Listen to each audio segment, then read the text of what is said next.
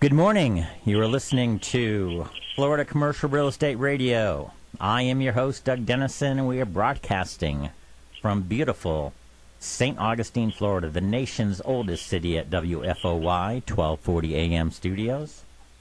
I will have a co-host today, Jerry Anderson, CCIM from Sperry Van Ness Commercial Real Estate Advisors in Palm Beach County, Florida, will be calling in today. Through the power of the internet, this program is being streamed worldwide on 1240news.com. The show will also be archived on svn.com, as Sperry Van Ness Commercial Real Estate Advisors are the sponsors of this program. Additionally, this show will be posted on youtube.com.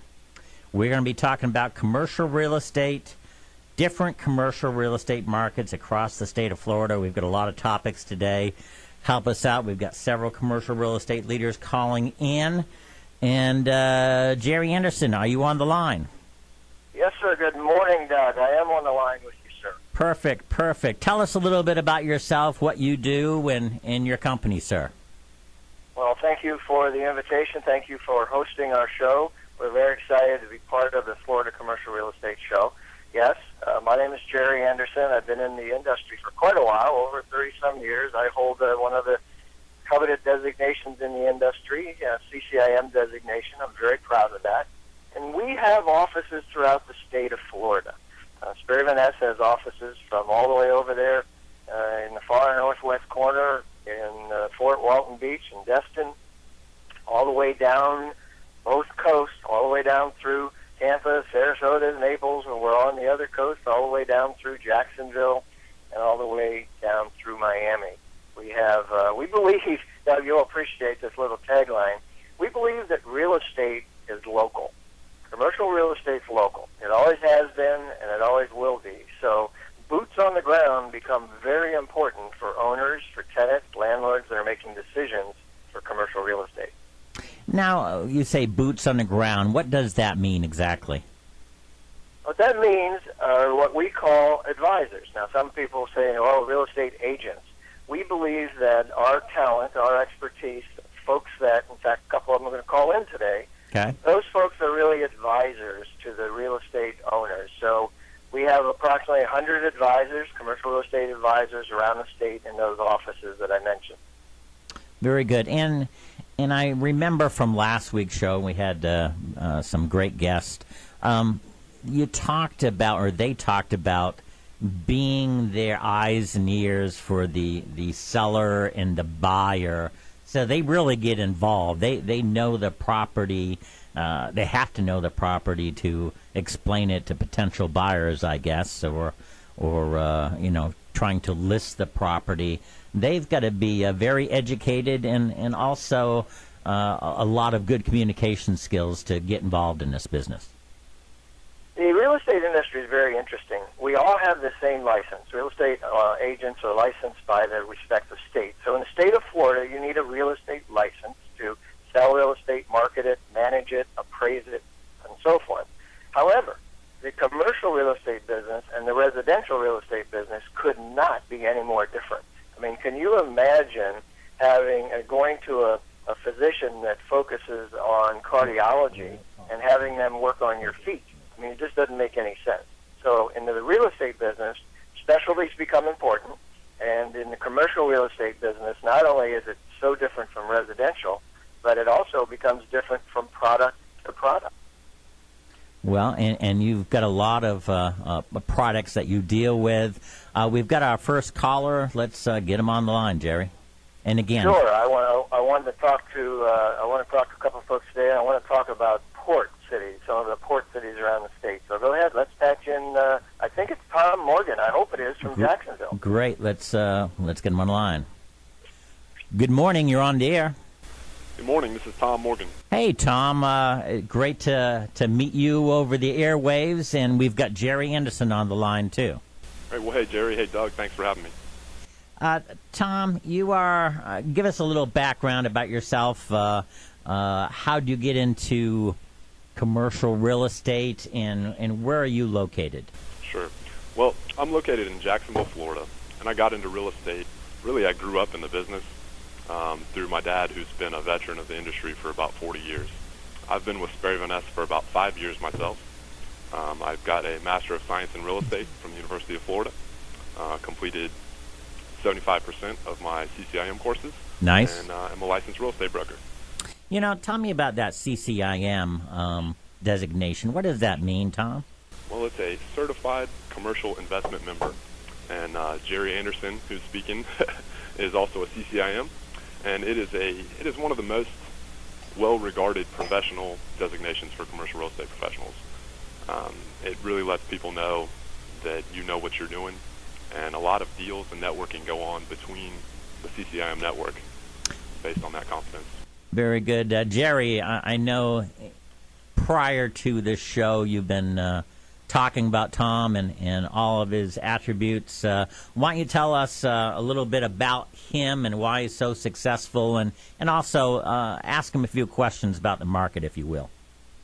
Right. Well, the reason that I invited Tom to today's show is the topic of today's show is to talk about the economic impact of ports on the cities of Florida. And, of course, we have ports throughout the state. A lot of people don't think about that if you live on the inside of the interior of the state. But Tom's up there in Jacksonville. Now, he's a very humble guy. He's what I call one of the up-and-comers in the industry. But he didn't tell you is he studied urban planning and political science. He's a graduate of Florida State University, and he's one of those commercial real estate advisors that not only understands sort of the bricks and mortar, if you will, but he understands the economic impact of commercial real estate in a community, because not only has he been in it for a while, as you heard, he practically grew up in the business with his father and family who've been in the business for a long time in Jacksonville. I'm bragging a little bit about you here, Tom, but he studied this as well. So by coming out of the academia he has a master's degree in real estate. So that's pretty unusual. Sometimes folks go right into sales. And what I wanted to ask Tom a couple of questions, because I really think he's qualified as somebody not only who studied all of this, but also understands it on a daily basis. Tom, you're very fortunate to live in a community that has a port. And, you know, the ports, if you really pay attention to what's going on out there, the states, the Corps of Engineers, you know, they want the ports of Florida to be able to compete on a global basis.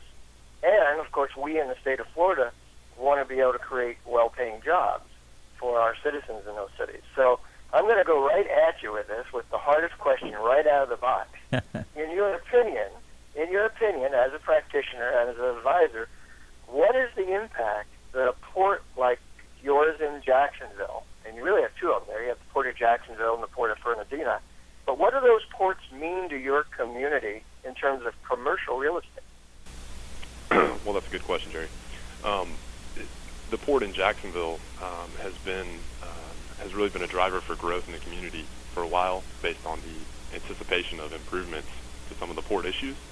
And I was going to bring up two specific things that are current issues with the port that are being dealt with that will have an impact going forward, which are the mile point fix, which is an issue that has an engineering solution to that creates a timing delay for the amount of time ships can pass through the port.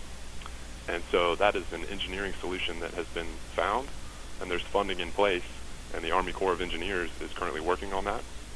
And also the channel depth issue, which has come, I don't know, it's been in the news quite a bit, but basically, you know, for the larger ships and a larger volume of trade, they're asking for a deeper channel. And the Army Corps of Engineers is also working on that. And there's a local preferred plan, which would take it to 47 feet, which is on the President's Move It Forward program.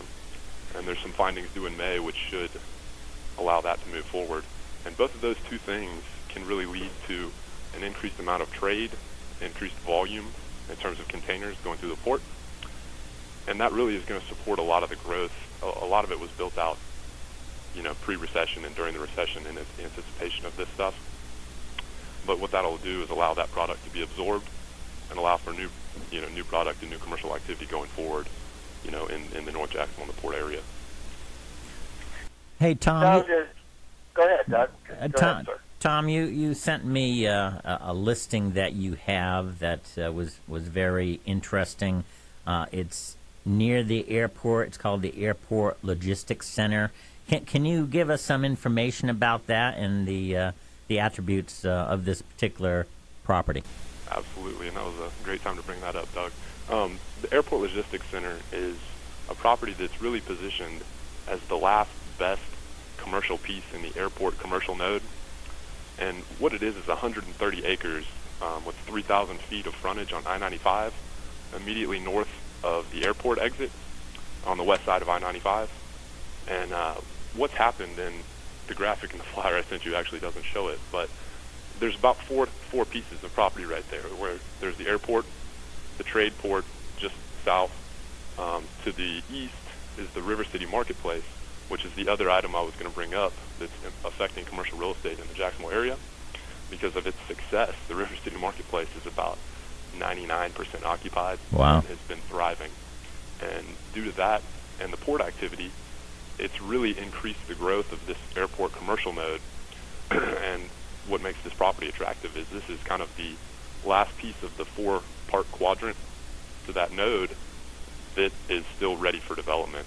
And so we've got 130 acres that have been green belted, free and clear of debt, with an application submitted for, I think, 1.2 million square feet of industrial. And that property is ideally positioned for kind of the next big piece of commercial growth in that node.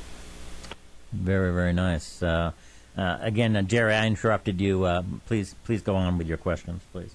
Well, the question, Tom, that I wanted to toss out to you is I read statistics that you mentioned the channel and the dredging and the deepening of it. I read statistics that say that for every dollar the state might invest, that they get about $7.50 back for every dollar that they invest. I mean, that's a phenomenal return in terms of an investment into the community. So here's my question to you. You mentioned specifics about industrial product that probably is going to benefit from the port activity and expansion and being able to compete globally. But what about the job impact, the number of people that might work at a port? What does that do for a community and the flow down through retail sales and so forth? And even single-family housing, if you will. Well, from the Jacksport's numbers, in Jacksonville alone, there's about 23,000 people employed in port-dependent positions, jobs directly relying on the port, and an additional 43,000 positions related to the cargo activity in the port. And what this is really doing, I mean, a lot of these jobs, it really reaches out to the community because Jacksonville has taken on this moniker of America's Logistics Center, and they're pushing not only for, the property-related stuff, but they're now pushing engineering programs and logistical programs in the educational systems, UNF specifically, and it's really has a broader impact than even the specific direct jobs related to the port. I mean, through education, transportation infrastructure, and also a lot of these jobs raise the median income. A lot of these jobs are higher paying than some of the other jobs in Jacksonville, and so it increases the ability for consumers to spend, which in turn helps retail activity as well.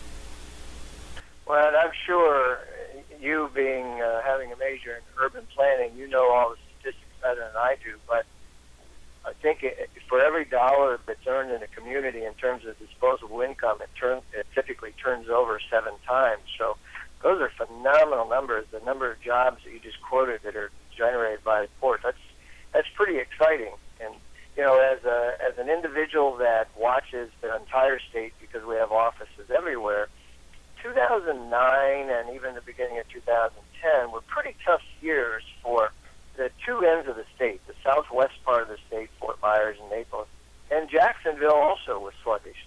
But it seems to me, based on what I'm hearing you say and what I'm seeing, and certainly by what I'm watching in terms of your activity there in Jacksonville, the market's picked up in all segments.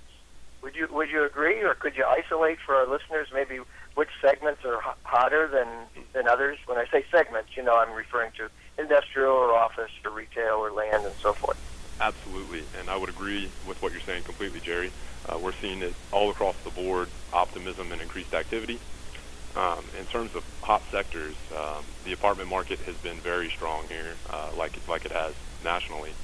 and we're seeing interest from really all over outside of the state, international money. People looking and targeting Jacksonville based on the opportunities here and the low cost of living, I guess, low taxes, and deals essentially. Also, income producing assets. Between the two hottest ones in income producing are really the single tenant, triple net. Anything with a strong credit, long term income asset. Those are in pretty high demand, and they're really trading at pretty pretty low caps. And then the other area would be value add income assets, where there is either a hole in the asset, say in a strip center with a small hole in it, that leaves the value upside for an investor, or has lower market rates, for example, and has room to improve the asset but still has some income. That's an area that's also pretty attractive. What I hear you saying is, if as an investor, if Jacksonville was not on your radar screen, it needs to be. It absolutely should be. And just to cap that off, Jerry, we just recently had the largest office sale in, I believe, 7 years in the Jacksonville market, which was Parkway Properties buying the... Go ahead, Doug. You had a question for Tom? Yeah. Tom, you're talking about kind of the airport property and the port, and it just brought to mind that you've got to be so up to date with what government is doing, not only local, state, and federal, to help your buyers and your sellers in figuring out the prices, the value. And I see from your bio that you were involved in Washington, D.C., in the political sector by helping Senator Bill Nelson years ago. Can you tell us about that and what you learned up there? Absolutely. I was fortunate enough to be selected for a competitive legislative intern position for Senator Bill Nelson back in 2006. And that allowed us to be exposed to kind of the inner workings of the political process in a Senate office. Spend 6 weeks living in D.C. and basically working, in the Senate buildings, working around the Capitol, helping with, projects and research and, any type of legislative work we could do, sitting in on the Senate floors, doing tours of the Capitol. And what it really showed us and what it really exposed me to was kind of the the dynamics of the relationships among politicians, and how much that affects the process. And again, if you talked about President Obama is putting on his agenda for Jacksport and making the port more viable. When you hear about that, and that's got to affect values big time, right? It absolutely should, and values haven't been pressured up so much just yet, as much as they have stabilized. And due to the low financing, essentially easy money, it's more that the expectation gap has decreased, where the values are people that have been waiting to be able to afford them or have deferred their decision making are able to purchase those properties now with good financing and low rates. And so there's less of a gap, and which is increasing the activity level, but it hadn't really pushed prices upward yet. Well, very good. But I missed a little bit. The office building, you just had a big sale. Tell us a little bit more about that. Sure. I was just referencing, it was it's not one of our listings. It was just the largest office sale in Jacksonville in the last 7 years, which was it was really just a significant announcement speaking to the level of recovery in the market. Parkway Properties purchased 2 office buildings from Flagler at the South Point area of Jacksonville, and it was the largest office deal in 7 years, Class A product. That's got to help everything. Jerry, before we let Tom go and make more money, do you have any other questions before we ask him his contact information? Well, I would encourage listeners to get a hold of Tom, and we'll give you his contact information here. He is a guy that understands the Jacksonville market. He has an academic background with that degree, a master's degree in real estate. He's in the market on a daily basis, and he truly is an advisor, and certainly one here at Sperry Van Ness that we're very proud of. So I Tom, your phone number is 904-346-3668. Is that correct? That is correct, and I can also give you my cell phone number. That is our office line. My cell phone number is 904-465-5641. Very good. Tom, how about email? Do you have an email that people can get in touch with you? Absolutely. My email is tom, T-O-M, .morgan, M-O-R-G-A-N, @svn.com. Tom, thank you so much for taking time out on this Friday and calling in. Jerry and I appreciate it. Have a wonderful weekend, sir. Doug, thank you so much for having me. And Jerry, thank you so much for helping me get through the questions. All right, sir. Good day. All right, take care. All right, Jerry, good call. He's a sharp guy and very interesting on that port stuff. Hey, tell us, you're also very interested and very involved in assets that might go to auction, and you're involved in an auction that's coming up. Can you tell us a little bit about that? We'll have a break in about 2.5 minutes, but I want to hear about that if you would. Certainly. I was proud to have been asked to chair an event, a national auction event, auctionpoint.com, auctionpoint.com, www.auctionpoint.com. And it's a national event of commercial real estate assets. It is an industry event being held by brokers, for brokers, sponsored by LoopNet and Auction Point and First American Title and Shandon Economics and A10 Capital. And we have reached out to the brokerage community. We have over 100 assets in this event. There's over $400 million worth of product at auctionpoint.com. And, Doug, I'm just really pleased to be on the event committee with folks from Cushman & Wakefield, Lee & Associates, with Grubb & Ellis, and a few other folks that have helped create this event. So auctionpoint.com, the bidding is all online, and it takes place at the end of May.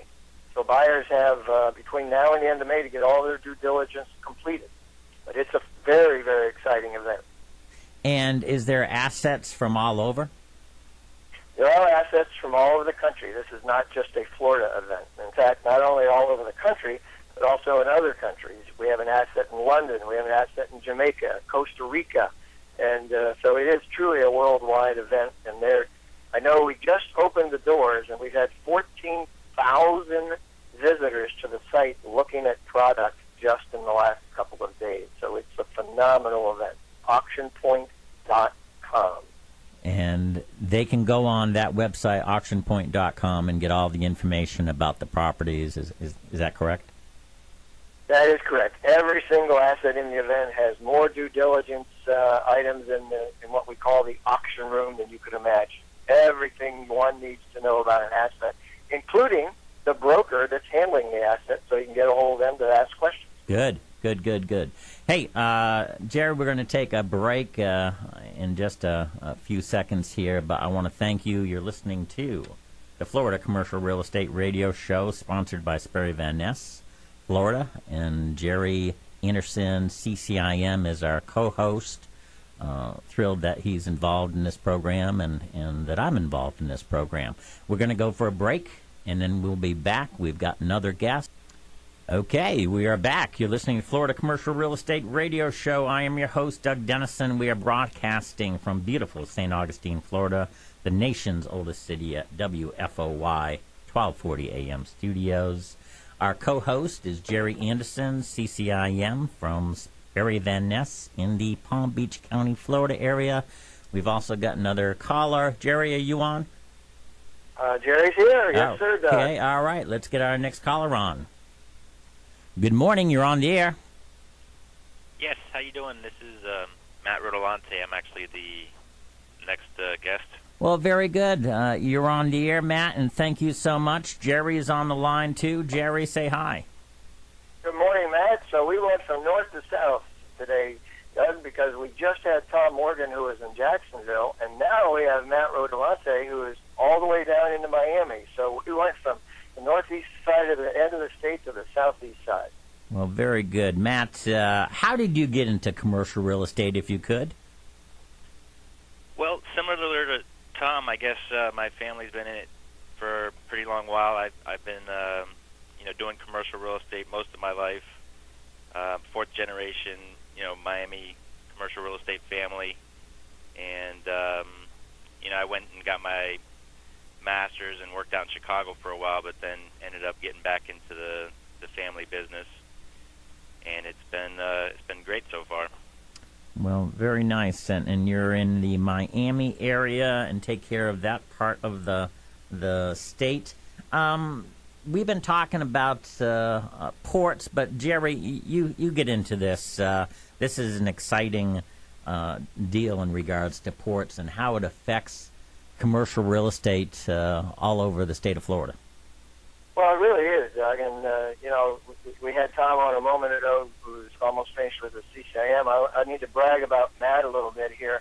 Not only does he have a master's degree and, educated in that regard from the University of Miami in finance, but he also is one of those rare individuals in our industry that has not only a CCIM designation, which we've heard about today, but also SIOR designation. And there are not that many that have both designations, SIOR focused mostly on industrial and office. So when we talk to a guy like Matt today and we ask him questions about the effect of the port on Miami, he is a fellow that, as he said, been doing this for a long time. So I hope our listeners listen carefully, because this is a guy that does understand the market. Matt, what we've been talking about today earlier, and I think maybe even hopefully you were listening to the show, we've really been talking about how important the ports are to a state like Florida in terms of their capacity, their competitiveness, the ability to accelerate and create economic growth. And I know you are you're knee-deep in it, no pun intended, here in Miami, and you've been following all of this for quite a while.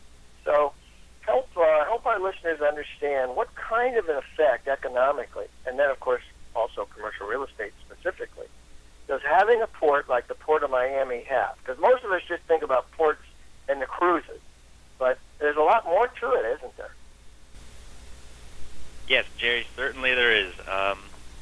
Miami, one of the biggest economic engines here is Port Miami, and we do have the cruise ships as well. They're definitely a big economic engine down here, and very similar to the hotels that we have down here. There's a lot of consumer goods that are consumed by these great economic engines that we have down here. But with the seaport, what you also get is a lot of freight forwarding business, a lot of international trade.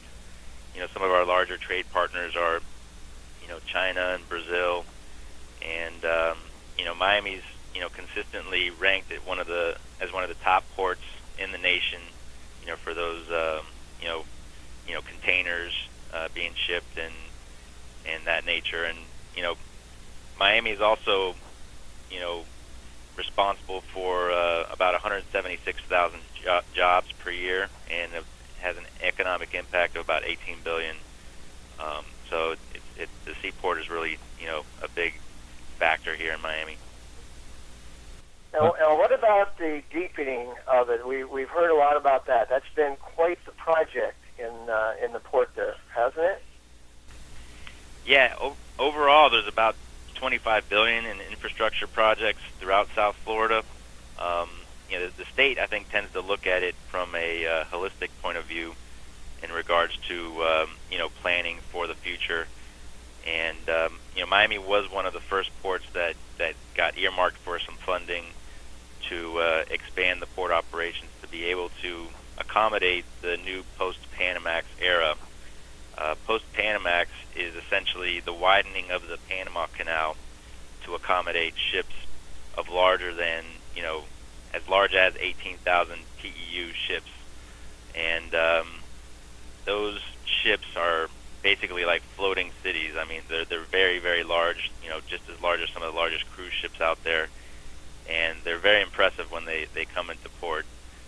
Currently, Miami is at a depth of 42 feet at high tide, and we're going to be dredging to a depth of 52 feet. There has been about $75 million earmarked from the state of Florida to provide that support, and that dredging project is underway. Well, Well, how does that? Yeah, go ahead, Doug. Go ahead. I was just thinking about how Miami has just gone gangbusters, at least residentially, and I wanted to get your take and also your feel about kind of your crystal ball about Miami's marketplace in the commercial area and overall, because again, I've been hearing a lot of things saying, my gosh, Miami is going up and up and up and has just recovered from this this terrible lull in the market. But what do you think it's doing, and what do you think it's going to do? Yeah, I mean, overall, Miami is a very resilient market. We're a frontier market down here, and we're a logistical node, so it really gives us a different look and feel than the rest of the United States in a lot of respects. When we did have the condo boom, and things kind of fell off the cliff there a little bit, they were some experts that were saying we had a 10-year supply of condos, and we ended up selling out of those in about 2 years. You've already got another 75 buildings being planned, and about I think about 6 to 8 of those are already breaking ground. We have large private investors like Swire Group who are breaking ground on City Center. That's going to be a 1.5 million square foot project, mixed-use project downtown Miami on Brickell. Very premier project. Some of the newest architectural designs being implemented there, and you also have the tunnel project that's akin to the seaport. They're going to be doing a tunnel from Dodge Island over to 395 so that trucks can leave the port of Miami and arrive in Atlanta without hitting a single traffic light, which is something that our port director Bill Johnson is very proud of, because he was the one that really spearheaded that. And then you also have another $50 million project that has been done in conjunction with Flagler, the railroad company, to essentially light up the rail coming out of the port again. And they've also been in the process of developing an inland port, closer to the Airport West market and the Hialeah market to be able to accommodate these containers and really instead of just relying on the trucks to have rail be a secondary alternative to the trucking of the containers further north. Nice. Do you have a listing that you want to talk about? Because I know you're very active in that area and want to promote one particular property for us. Yeah, I mean, our office does all the asset types, but I in specific, as you can see with the SIOR stands for Society of Industrial and Office Brokers, so I've been more of an industrial broker myself. Okay. And we are working on a pretty large transaction right now. It's a 150,000 square foot freezer dock warehouse location located in the Hialeah market, kind of central Miami. And we're seeing a lot of freezer demand in Miami as a result of some of the logistical infrastructure projects that are going on. Give us some indication of who might be somebody that would use that kind of facility. Well, you obviously have the regular freezer players who are more like freight forwarders. They're consolidators. They kind of handle the operations for small businesses, and they'll rent out space on a per pallet basis.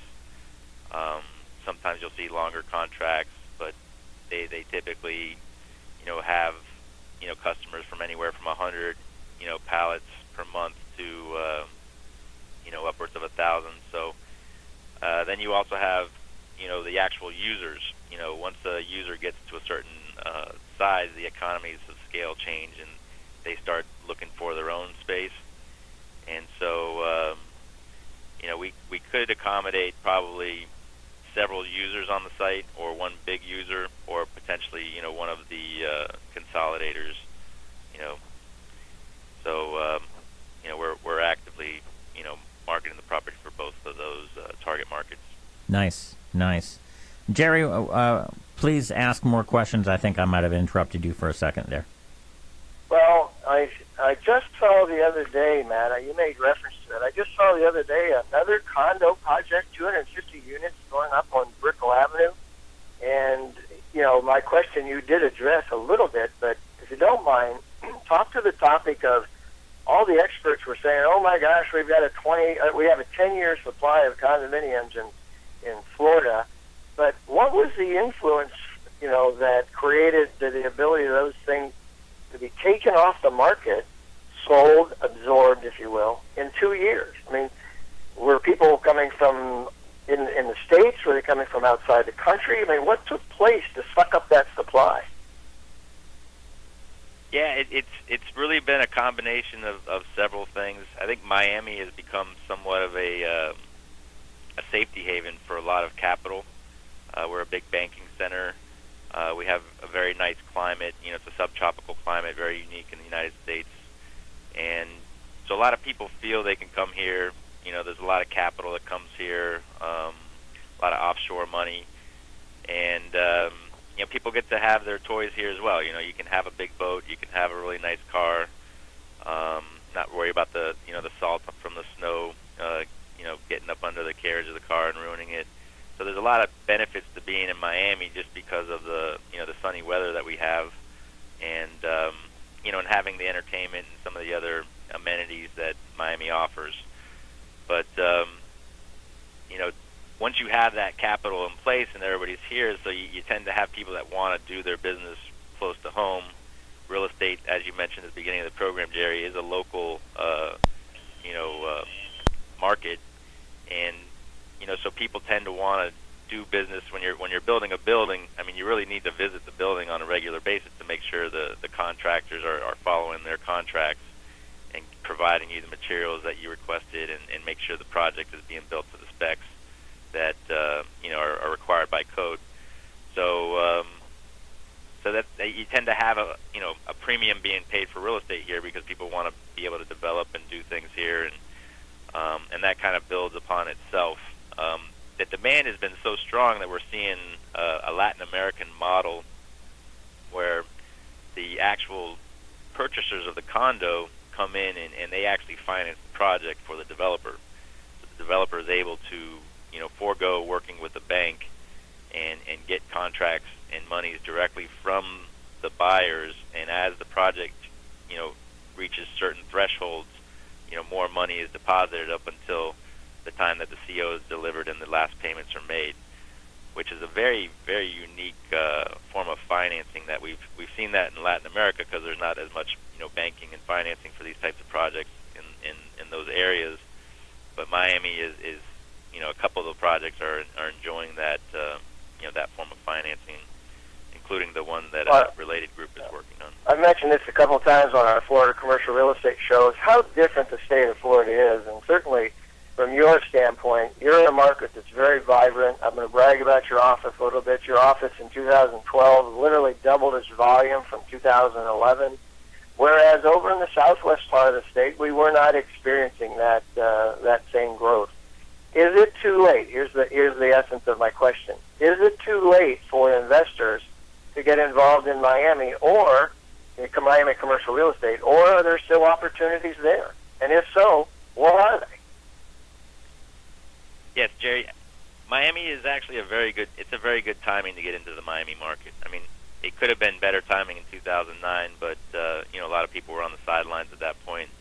But we still have some excellent values. What you've seen is the core markets have always been resilient, and maybe from 2010, 2011, you saw the secondary markets getting a lot of activity, and now in 2012, 2013. There's a lot of little gems in those tertiary markets where you have great income potential. You can buy products still well below replacement cost. With good access, good visibility. We have retail projects available, retail land. Development in Miami has really taken off, and it's across the board. with all asset classes. There's about 6 million square feet of industrial product under construction. I've personally seen about close to 20 new retail projects taking place. There's several condos. There's multiple apartment complexes throughout the South Florida area under construction, and a lot of people have been talking bubble again. At our CCIM Outlook conference, there was one headline speaker that we had, Jack McCabe, who was saying exactly that we're repeating the bubble.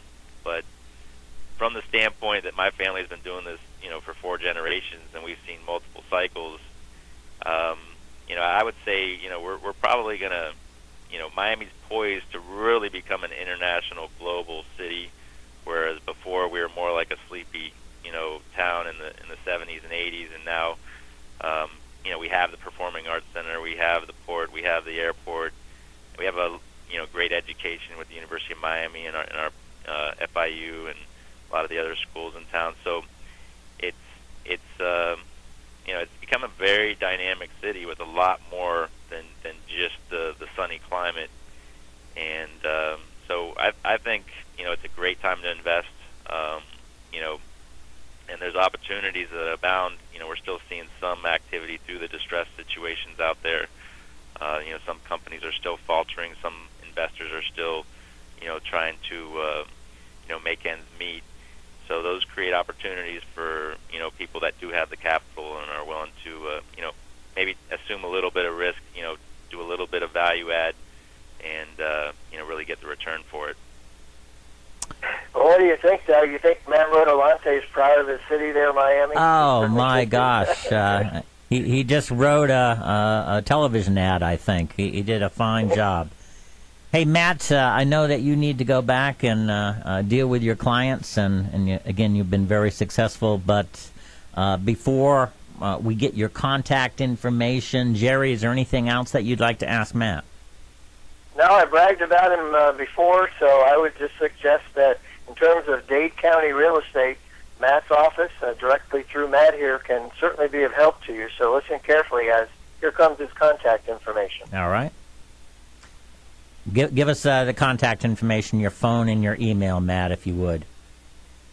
Yeah, our office is in Doral. We have, like I mentioned, agents in all asset categories, so we're able to service a lot of different property types throughout the county.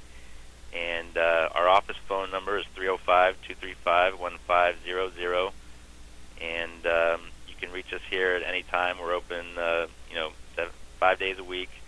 And if you want to reach us on the weekend, I'll even give you my cell phone number, which is 305-490-6526. And we'll be more than happy to answer any questions you have about the market down here. Very good. Hey, Matt, thank you so much for being on the show, taking time out on a Friday. You have a wonderful weekend. And again, thank you for being on the show. Thank you, Jerry. Thank you, Doug. You guys are great. All right. Bye-bye now. Bye. All right, Jerry. Again, 2 great guests telling us about ports. Miami always excites me, and it lends itself to this topic that I've been thinking about. We talked about last week in regards to the fact that California and Florida, usually get the big rise in values and then take the big drops in values. And, I just remember 2007 in that area, going downtown Miami, seeing all of these cranes, these building cranes, just completely idle. And I'm talking 30, 40 of them not being used, not working, not going up and down. And the press, national press usually take, this is exciting news for them. They're gonna shove it out throughout the entire country. I just want to know, now that Miami is doing so well, are they also getting the kind of push from national media that might help people like Matt and Sperry Van Ness? Well, I think the press looks for the extremes, Doug. Yeah. I mean, look, reporters want to write at either extreme, and then when an economy in a particular market, especially commercial real estate, sort of bounces along steadily, you don't read much about it. I mean, Right. you never read much about the economy, commercial real estate economy of Indiana or Ohio, and the reason for that is they don't have the ups and they don't have the downs. Okay. But in California and Texas and Florida, we do. And, there's Matt. You just heard him say, some people are saying that it's a bubble. Now, here's how I interpret that. What Matt just said is some people are saying we're coming back way too fast, so it's that roller coaster ride that people get nervous about. And, just like the stock market, you cannot time commercial real estate. Yeah. Yeah. I had a question the other day from a client. As you know, I travel the state all the time because we have offices throughout the state. Right. And I was in Tampa, and I was with a client, and they said, "Oh my gosh, I really missed the bottom." And I said, "Well, it's interesting. You think you knew where the bottom was because I've been in this business 35 years. I live and breathe it. We have over 20 offices in the state of Florida. I travel 2,000 miles a week when I make the tour, and I cannot tell you where the bottom is in any particular market specifically. What I can tell you, though, is that there's plenty of opportunity, and that's what we heard Matt say. So I think commercial real estate in Florida, we have a huge benefit right now. We're having a phenomenal year at Sperry Van Ness, and our competitors are having phenomenal years as well compared to 2009. Much of our activity is coming from out of the country. We have a lot of Canadian activity. We just sold an $8 million parcel in Orlando, and they're building medical buildings, and that was a purchase made by someone out of the country. Now they're going to have local partners, but that purchase was made by folks outside the country. So it's not only just folks from the Midwest coming down and investing in a state where we don't have a personal income tax. It's also capital coming from outside the United States of America. Why do you think Sperry Van Ness is doing so well? Because under your leadership in Florida, I mean, the numbers of sales, the number of advisors have grown. What do they see in Sperry Van Ness that is drawing new people to your company? Well, I think it's the entrepreneurial platform. Sperry Van Ness has been for quite a while now one of the top 10 commercial real estate companies in the country. It is our competitors are very good competitors. We love competing with them, but all of our structures are a little bit different. The largest commercial real estate company in the world is C.B. Richard Ellis, or CBRE. They are a corporately owned operation. A couple of other corporately owned operations are, of course, Newmark Knight Frank, which bought Grubb & Ellis. You also have Marcus & Millichap. But there's some platforms like Sperry Van Ness that are much more entrepreneurial. Sperry Van Ness is an extremely collaborative platform. Our advisors work together, and yet the offices are owned locally. Matt Rotolante owns the office in Miami. That's an independently owned and operated office built on the foundation and the platform of an international company called Sperry Van Ness International, which is basically licenses to Rotolante its tools, its systems, its resources, its platform, its technology to connect those advisors all over the country. We have about 850 advisors in 150 locations from coast to coast. Well, it's growing, and certainly Florida is just booming under your leadership, and so kudos to you. How do people get a hold of you, Jerry? The easiest way to get a hold of anybody involved with Sperry Van Ness here in Florida is to go to our website, which is svnflorida.com. S is in Sierra, V is in Victor, N is in November, Florida.com. And on that website, you'll see all of our offices here in the state of Florida. You'll be able to connect with our advisors. You'll be able to see their listings. You'll be able to see our activity. Our blog is there. That's the center of the universe to connect with SVN Florida. Well, very nice. Jerry, thank you again for co-hosting this show. I want to thank you for this opportunity, and you did a great job. Very good, sir. We'll see you next week. All right. You take care, my friend. Take care.